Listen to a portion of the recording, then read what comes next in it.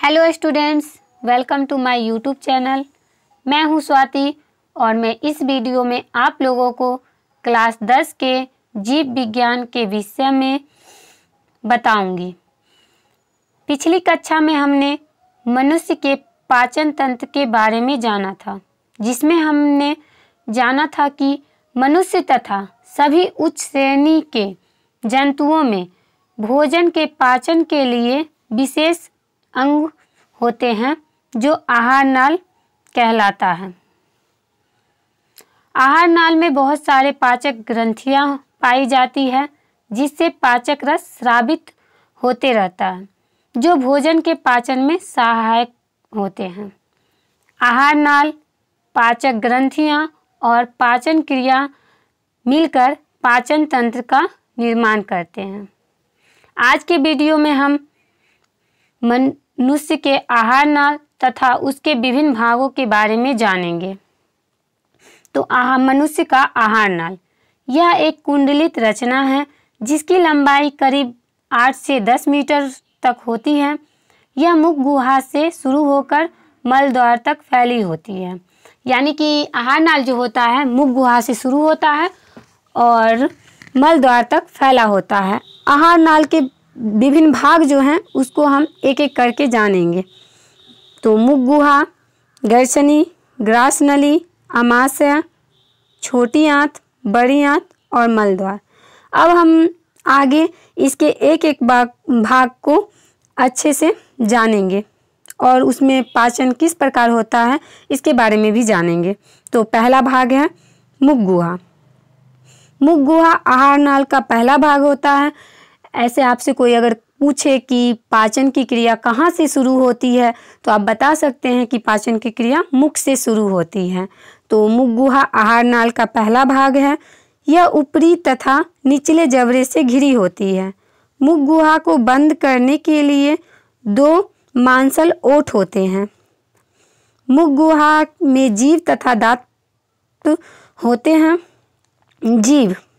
जीभ के बारे में आपको पता है कि जीभ एक की मांसल संरचना होती है और उस पर जो होते हैं छोटे छोटे अंकुर की तरह पाए जाते हैं, जिन्हें स्वाद कली कहते हैं।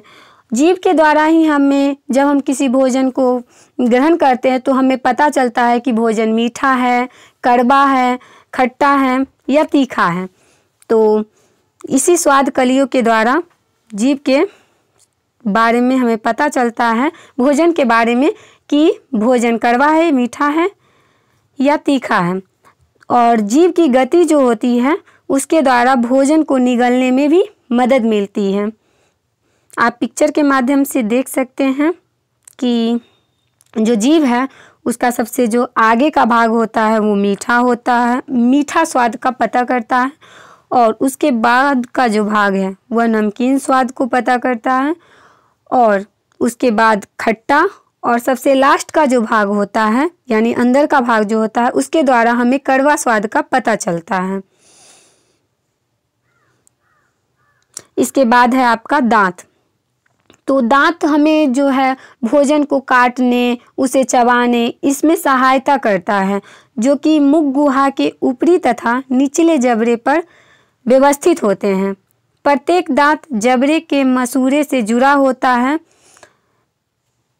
दांत का वह भाग जो मसूड़े में धंसा होता है, यानी कि दांत जो होता है 2 भागों में बटा होता है। एक तो मसूड़ों के नीचे होता है और एक जो कि ऊपर होता है, जो कि हमें दिखाई भी देता है वाइट कलर का, वो मसूड़े का ऊपर का भाग होता है, जिसे हम सिर या शिखर कहते हैं। लेकिन उसका जो आधा भाग होता है वह मसूड़े के अंदर होता है, जिसे हम जड़ कहते हैं।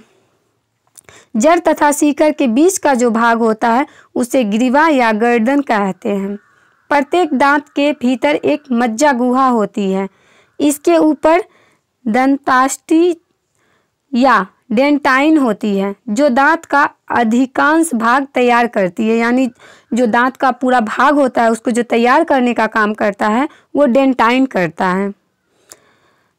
डेंटाइन हड्डी से अधिक कड़ी तथा पीले रंग की होती है। डेंटाइन के ऊपर एनामाइल की एक कड़ी परत होती है, जो दांत को सुरक्षा देती है। यानी आपसे अगर कोई पूछे कि दांत को सुरक्षा देने का काम कौन करता है, तो आप बता सकते हैं उसे कि एनामेल। आपको हमने बता दिया है कि दांत मुख्य रूप से जो दांत का कार्य होता है वो भोजन को चबाने में, भोजन को काटने में, फाड़ने में, इस सब चीज़ों में सहायक होता है। मनुष्य में दांतों की संख्या, मनुष्य में जो एक वयस्क मनुष्य होते हैं उनमें जो दांतों की संख्या होती है वो कुल 32 दांत पाए जाते हैं। जब बच्चा जन्म लेता है तब धीरे धीरे उनमें दांत निकलने स्टार्ट होते हैं और जब वो वयस्क हो जाता है तो उनमें 32 दांत हो जाते हैं। मनुष्य में के जीवन काल में दांत 2 बार उगते हैं, एक तो दूध के दांत होते हैं और एक जो वो वयस्क हो जाते हैं तब वो दांत निकलते हैं दूध के दांत के टूटने के बाद। दांत के प्रकार, दांत 4 प्रकार के होते हैं, कतरनक, भेदक, अग्रचवर्णक, चवर्णक। कतरनक को इंसाइजर कहते हैं, भेदक को केनाइन कहते हैं, अग्रचवर्णक को प्रीमोलर कहते हैं और चवर्णक को मोलर कहते हैं।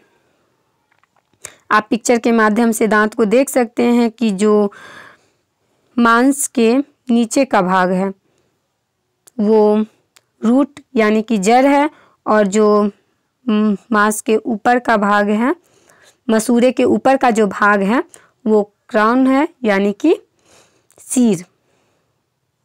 और इसी तरह एनामेल है, डेंटाइन है, पल्व है, गम्स है, बोन है, रूट कैनाल है।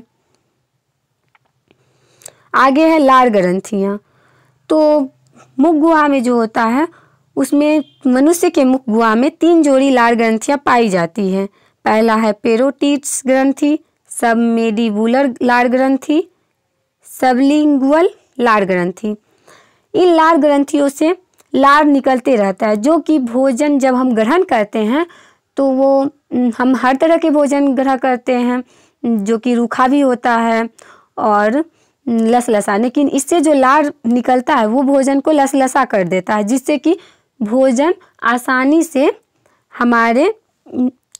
हमारे ग्रसनी में पहुंच सकता है।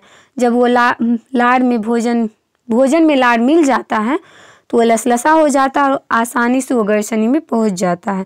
ग्रसनी जो होता है वो मुख गुहा का पिछला भाग होता है और इनमें 2 छिद्र होते हैं, एक निगल द्वार और दूसरा कंठ द्वार। निगल द्वार जो होता है वो आहार नाल के अगले भाग ग्रास नली में खुलता है और कंठ द्वार जो होता है वह श्वास नली में खुलता है। कंठ द्वार के आगे एक पट्टी जैसी रचना होती है जो एपिग्लोटिस कहलाता है। मनुष्य जब भोजन करता है तब यह पट्टी कंठ द्वार को ढक देता है जिससे भोजन श्वास नली में नहीं जा पाता। यानी कि ये जो एपिग्लोटिस होता है जब हम भोजन करते हैं तो वो श्वास नली को ढक देता है और हम भोजन कर लेते हैं, उसके बाद उसको ओपन कर देता है। इससे क्या होता है, जब हम भोजन करते हैं तो वो भोजन का टुकड़ा श्वास नली में ना जा पाता है। कभी कभी जब आप देखते होंगे कि आप भोजन भी ग्रहण कर रहे हैं और बातें भी कर रहे हैं, तब ये जो एपिग्लोटिस पट्टी होती है वह तेज़ी से बंद और खुल नहीं पाती है, जिसके वजह से हमारा जो भोजन का टुकड़ा होता है वह हमारे श्वास नली में चली जाती है और हमें सांस लेने में थोड़ी सी परेशानियां होने लगती है। तो इसीलिए कहा भी जाता है कि भोजन करते समय बातें नहीं करनी चाहिए। तो अगला जो हमारा आहार नाल का भाग है वह है ग्रास नली। तो मुख गुहा से लार से सना हुआ भोजन निगल द्वार के द्वारा ग्रास नली में पहुंचता है। भोजन के पहुंचते ही ग्रास नली की दीवार में तरंग की तरह संकुचन या सिकुड़न होता है जिसे कर्माकुचन कहते हैं। इसी गति के कारण भोजन धीरे धीरे नीचे की ओर धंसता जाता है। ग्रास नली में पाचन क्रिया नहीं होती है। ग्रास नली से भोजन आमाशय में पहुंचता है। आप पिक्चर के माध्यम से देख सकते हैं कि जो ग्रास नली होती है एक तरह से इसकी जो संरचना होती है वो जैसे ही भोजन इसमें आएगा वो अपना जो है वो फैला देता है, अपनी जो ग्रास नली की रचना होती है वो फैल जाती है, और जैसे ही भोजन आगे बढ़ता है वो सिकुड़ जाता है, यानी कि वह सिकुड़ता और फैलता रहता है। आप पिक्चर के माध्यम से देख रहे हैं कि किस तरह भोजन जैसे ही पहले वह सिकुड़ा हुआ था और भोजन के आने से वो फैल गया है, और फिर धीरे धीरे वह आगे भोजन बढ़ता गया और वह सिकुड़ के फिर फैलता गया, यानी कि ग्रास नली में सिकुड़न और फैलाव की प्रक्रिया होती ही रहती है, जिसे हम क्रमाकुंचन भी कहते हैं। तो आज के लिए बस इतना ही। उम्मीद है आप लोगों को ये टॉपिक समझ में आ गया होगा। अगर आप लोगों को ये वीडियो अच्छा लगा हो तो लाइक करें और अपने दोस्तों के साथ शेयर ज़रूर करिए, ताकि वे भी जीव विज्ञान के बारे में अच्छे से पढ़ सकेंगे। और सीखते रहिए, पढ़ते रहिए। तो मिलती हूँ मैं नेक्स्ट वीडियो में इसी टॉपिक को आगे बढ़ाते हुए, आहार नाल के और भागों के बारे में जानकारी देते हुए। Thank you.